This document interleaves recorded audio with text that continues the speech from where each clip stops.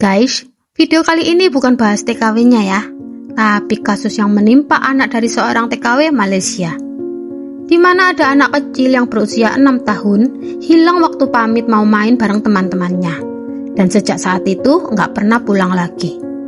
Satu kampung nyari, polisi turun, pamflet disebar, tapi hasilnya nihil berbulan-bulan. Sampai akhirnya ada saksi keluarga yang ngasih info soal plastik hitam besar yang dibawa seseorang ke arah sungai Cilalai. Polisi langsung nyusurin sungainya, dan apa guys?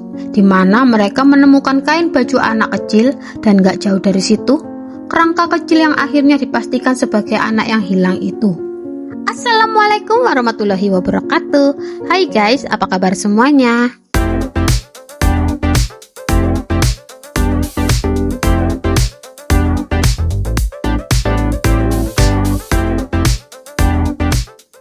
Kembali lagi di channel aku, Ruth Fermiati, channel yang akan membahas semua rangkaian kisah nyata dari dunia perTKW-an dan perTKI-an di seluruh penjuru dunia.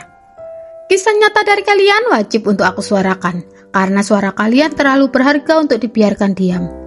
Ya udah deh guys, gak usah berlama-lama lagi, yuk kita langsung gas ke ceritanya. Check it out. 6 Maret 2025, sore menjelang maghrib. Alvaro, main ke masjid yuk. Suara dua bocah kecil itu menggema di depan rumah, memanggil sahabat mereka dengan semangat. Namun yang muncul di depan pintu justru nenek Sayem. Dengan senyum lembut, ia menjawab, "Alvaro-nya lagi tidur nak, kalian pergi berdua saja dulu ya." Tapi di dalam kamar, ternyata Alvaro tidak benar-benar tidur. Ia mendengar panggilan teman-temannya sejak tadi. Tanpa pikir panjang, bocah 6 tahun itu bangun dari kasur, merapikan sedikit bajunya, lalu berjalan keluar. Sebelum pergi, ia mendekati neneknya dan salim dengan begitu sopan. Setelah mendapat anggukan dari nenek Sayem, Alvaro pun bergegas menyusul kedua temannya menuju masjid sore itu.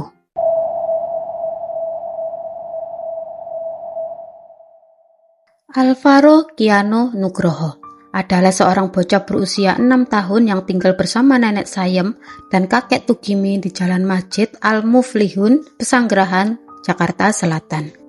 Sehari-harinya, Alvaro adalah anak sederhana yang tumbuh di bawah kasih sayang kedua kakek neneknya, sementara itu ibunya bekerja di luar negeri. Sedikit info ya tentang ibunya Alvaro. Arum Indah Kusumastuti berangkat ke Malaysia pada tahun 2024 untuk membantu perekonomian keluarga. Tapi sebelumnya, Arum telah berpisah dari ayah kandungnya Alvaro yang kini masih mendekam di penjara akibat kasus narkocoy. Setelah resmi bercerai dari ayah kandung Alvaro, Arum sempat bekerja di Tangerang dan tinggal di sebuah kos milik Alex Iskandar. Dari perkenalan singkat yang akhirnya menumbuhkan rasa saling suka, keduanya kemudian menikah di KUA Pesanggerahan pada tanggal 23 Desember 2023. Kini Alvaro menjalani hari-harinya bersama kakek dan neneknya, menunggu kabar dari sang ibu yang berjuang di negeri seberang. Itu tadi ya guys, profil singkat tentang Alvaro. Dari sini teman-teman pasti sudah paham ya latar belakangnya, dan sekarang kita lanjut masuk ke alur ceritanya.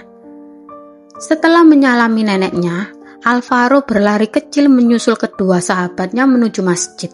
Sore itu terasa biasa saja, tidak ada firasat buruk, hanya suara anak-anak yang berlarian menuju panggilan azan.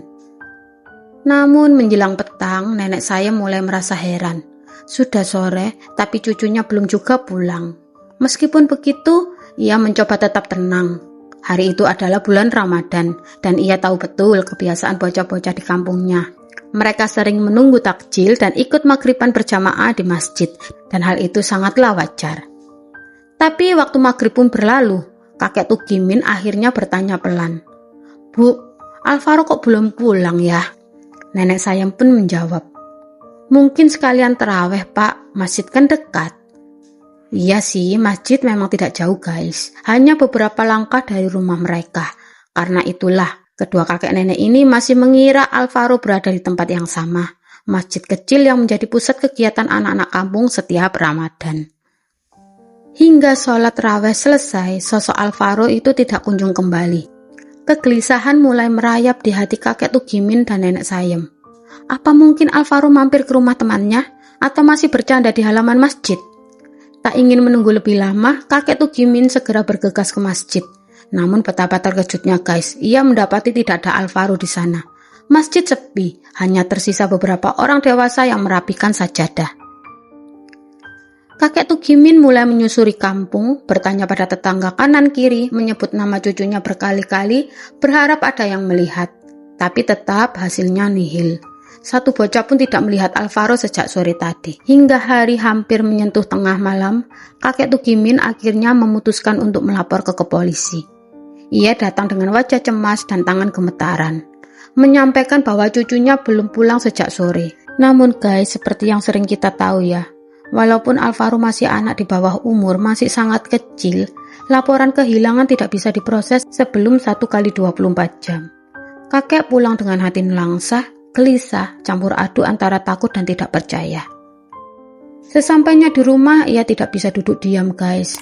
Beberapa tetangga yang masih terjaga ikut turun tangan membantu, menyisir kampung dengan senter seadanya, memanggil-manggil nama Alvaro di setiap sudut gelap malam itu. Hingga fajar menyingsing, wajah-wajah lesu, lelah, dan putus asa mulai terlihat. Barulah keesokan harinya ditemani beberapa tetangga, kakek Tugimin kembali ke kantor polisi untuk membuat laporan resmi. Dan kali ini, laporan kehilangan Alvaro akhirnya diterima dan diproses. Polsek Pesanggerahan bergerak cepat. Begitu menerima laporan resmi, pihak kepolisian langsung membentuk tim untuk mencari keberadaan Alvaro. Pencarian dilakukan menyeluruh guys, mulai dari wilayah sekitar rumah, area masjid, hingga sudut-sudut kampung yang jarang dilewati bocah. Warga Pesanggerahan, Pak RT, dan para tetangga ikut turun tangan. Mereka masih yakin Alvaro pasti cuma tersesat, anak itu pasti baik-baik saja. Harapan itulah yang membuat semua orang terus berusaha tanpa kenal lelah. Namun sayangnya guys, hingga malam kembali turun, hasilnya tetap nihil. Pamflet hilangnya Alvaro mulai disebar ke berbagai titik. Foto bocah kecil itu terpampang di tembok rumah warga, tiang listrik, warung, hingga dunia maya. Kasus ini bahkan sempat viral di televisi nasional, berita online, dan media sosial. Hari demi hari berlalu, minggu berganti minggu, hingga akhirnya sebuah titik terang mulai muncul. Polisi menerima informasi penting dari marbot masjid. Marbot itu mengaku bahwa pada hari kejadian ya guys, tanggal 6 Maret itu, ada seorang pria datang ke masjid mencari Alvaro dan memperkenalkan diri sebagai ayah Alvaro. Ketika ditanya lebih lanjut, marbot berkata bahwa ia sempat menunjuk ke arah dalam masjid sambil berkata, "Alvaro ada di dalam pak, di lantai 2. Setelah itu, marbot kembali melanjutkan tugasnya menyiapkan takjil di halaman masjid. Ia meninggalkan pria itu sendirian di area masjid. Mendengar keterangan dari marbot masjid, polisi langsung merasa ada yang janggal. Bagaimana mungkin ada pria yang mengaku sebagai ayah kandung Alvaro, sementara semua data menyebutkan bahwa ayah biologis Alvaro masih mendekam di penjara?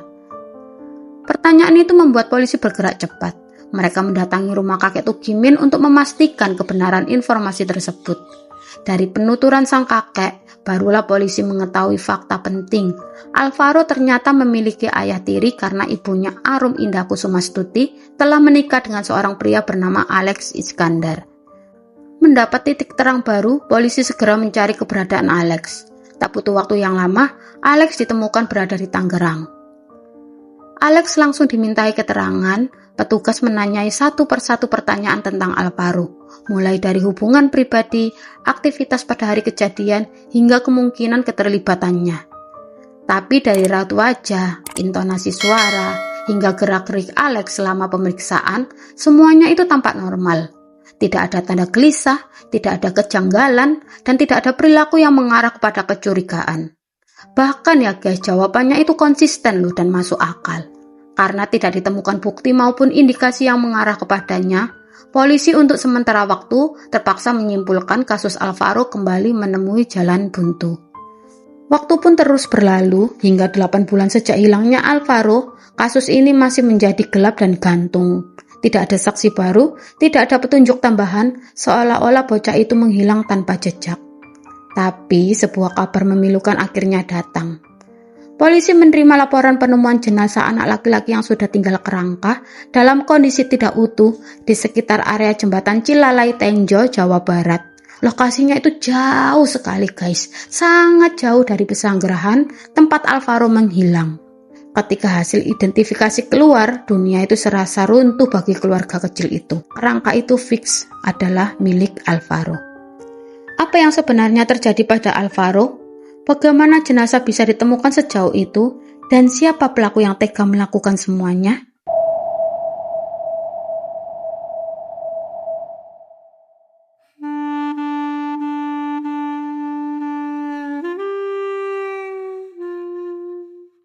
Di tengah pencarian muncul berbagai kendala besar yang menghantui pihak kepolisian maupun keluarga.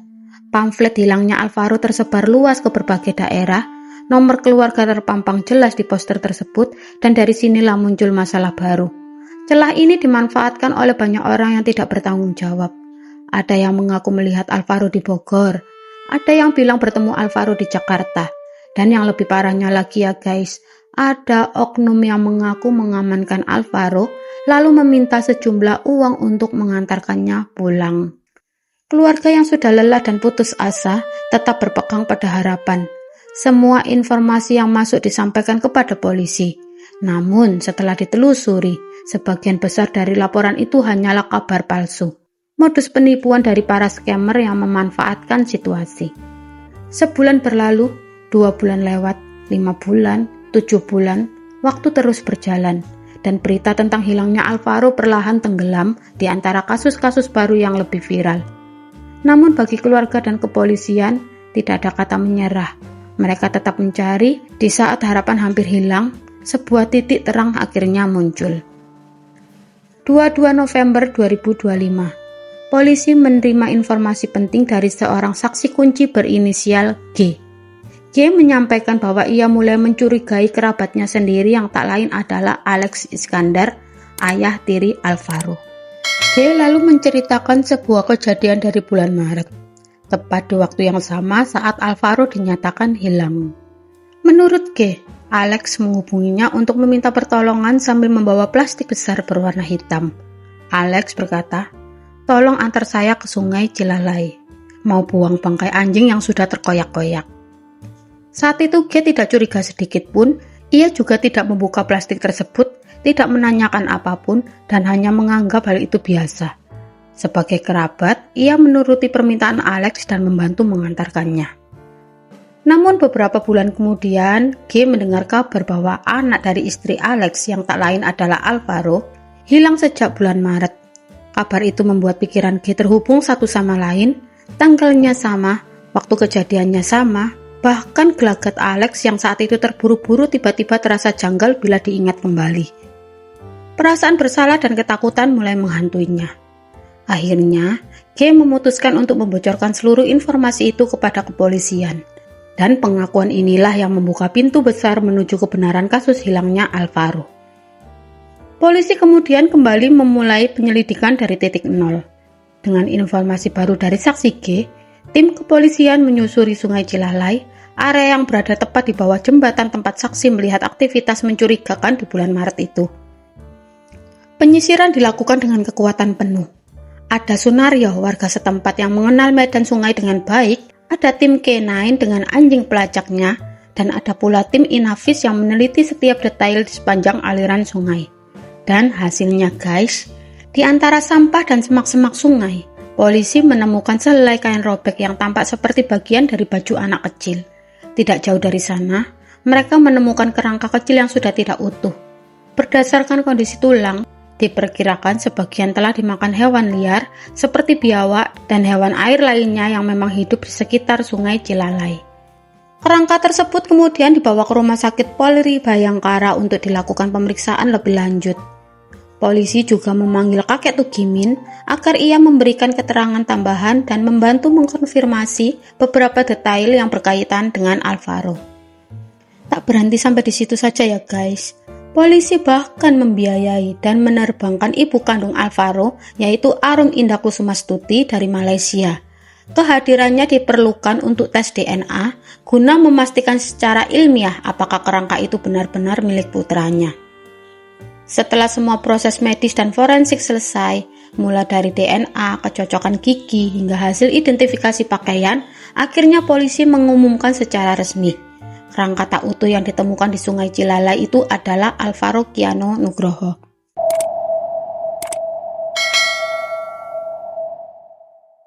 Di waktu yang bersamaan setelah polisi menerima informasi penting dari saksi G, kepolisian langsung bergerak cepat. Mereka membagi personel menjadi beberapa tim. Sebagian petugas ditugaskan menyusuri Sungai Cilalai, lokasi yang diduga menjadi tempat pembuangan plastik hitam berisi jasad Alvaro. Sementara itu, tim lainnya memburu Alex Iskandar untuk ditangkap dan dimintai keterangan lebih dalam. Tak butuh waktu yang lama, polisi akhirnya berhasil menemukan dan mengamankan Alex kembali. Ia dibawa untuk diproses interogasi lanjutan. Di ruangan pemeriksaan, pertanyaan demi pertanyaan dilontarkan. Tekanan psikologis semakin kuat, dan ketika Alex mulai kehabisan alasan, gelagatnya mulai berubah, ia tidak lagi mampu berkelit. Hingga akhirnya Alex mengakui segalanya. Dialah pelaku yang menghilangkan nyawa anaknya sendiri, Alvaro. Menurut pengakuan Alex, semua berawal dari rumah tangganya bersama Arum. Kita balik lagi flashback ya guys di tahun 2023 ketika Arum dan Alex resmi menikah di KUA Pesanggerahan. Namun setelah orang tuanya menikah, Alvaro masih tinggal dengan kakek neneknya, sementara Arum memilih tinggal berdua saja dengan suaminya Alex. Meskipun tinggal terpisah, Arum dan Alex tetap rutin memberi nafkah kepada kakek Tugimin dan nenek Sayem untuk kebutuhan Alvaro. Tetapi di balik itu semua, kehidupan rumah tangga mereka jauh dari kata romantis. Alex adalah sosok temperamental. Ia mudah marah, sering membentak, bahkan tidak segan memukul Arum di depan kerabatnya sendiri. Arum mencoba bertahan, namun kekerasan yang terus terjadi membuatnya lelah. Akhirnya Arum memutuskan pergi ke Malaysia, alasannya mencari nafkah. Tapi di baliknya, Arum pergi untuk menyelamatkan dirinya dari KDRT yang dilakukan Alex. Meski jarak memisahkan, pertengkaran mereka tidak kunjung usai. Alex terus-menerus menuntut Arum untuk kembali ke Indonesia. Ketika Arum menolak, Alex mulai mencurigainya, menuduh Arum berselingkuh di Malaysia. Kecurigaan itu berubah menjadi obsesi, dan obsesi berubah menjadi ancaman. Pada puncak pertengkaran di bulan Maret 2025, Alex mengirim pesan mengerikan. Arum, kalau kamu tidak pulang, aku akan culik Alvaro dan aku akan bunuh dia. Ancaman itu bukan sekedar kata-kata guys, Alex benar-benar bergerak mewujudkannya. Seperti yang disampaikan oleh marbot masjid, pada sore itu Alex datang ke masjid dan mengaku sebagai ayah Alvaro. Dengan iming-iming makanan enak dan mainan baru, Alex membujuk Alvaro untuk ikut dengannya. Sebagai anak kecil ya guys, dan karena yang menjemput ayahnya sendiri, Alvaro tentu saja percaya. Namun setelah pergi cukup jauh, Alvaro sadar bahwa tidak ada makanan, tidak ada mainan, dan ia mulai menangis. Ia merengek minta pulang, dan Alvaro berteriak. Takut teriakan itu didengar warga, Alex panik. Ia mengambil sebuah handuk dan membekap mulut serta hidung Alvaro selama beberapa menit. Hingga akhirnya, Alvaro tidak bergerak lagi. Disitulah nyawa kecil itu melayang, bukan karena niat awal ingin membunuh, tapi karena tindakan brutal yang dilakukan dalam kondisi emosi dan ketakutan. Alex panik.